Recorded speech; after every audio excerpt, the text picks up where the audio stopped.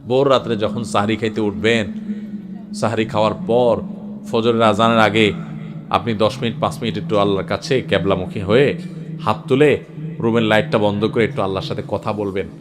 মানুষের সাথে বহুত কথা বলছেন, আল্লাহর সাথে একটু কথা বলে দেখেন।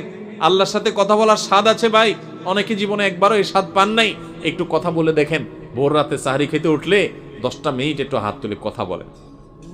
কিভাবে কথা বলবেন?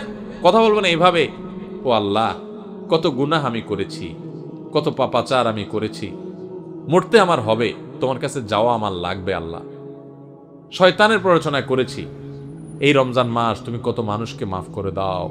নবী করিম সাল্লাল্লাহু আলাইহি ওয়াসাল্লাম বলেছেন, ওয়ালিল্লাহি উতাকাউ মিনান নার ওয়া যালিকা ফি কুল্লি লাইলা। রমজানের প্রত্যেক রাতে আল্লাহ তাআলা অনেক মানুষকে সাধারণ ক্ষমা ঘোষণা করে দেন, যে যাও অমুক অমুক অমুক অমুক, যাও তোমাদেরকে মাফ করে দেওয়া হলো, জাহান্নাম থেকে মুক্ত ঘোষণা করে দেওয়া হলো। আল্লাহ কত মানুষকে আপনি সাধারণ ক্ষমা করে দিবেন। আল্লাহ আপনার সাধারণ ক্ষমা পাওয়ার জন্য কোনো যোগ্যতার দরকার হয় না, আপনি চাইলে যাকে তাকে মাফ করে দিতে পারেন। দুনিয়ার প্রেসিডেন্ট প্রধানমন্ত্রী চাইলে একটা দেশের যাকে তাকে যা খুশি তা দিয়ে দিতে পারে। তাদের যদি ক্ষমতা, তারা তো মানুষ।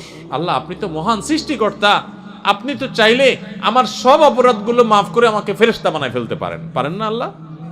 তো আল্লাহ আপনি আমাকে মাফ করে দেন। একটু আল্লাহর সাথে কথা বলবেন।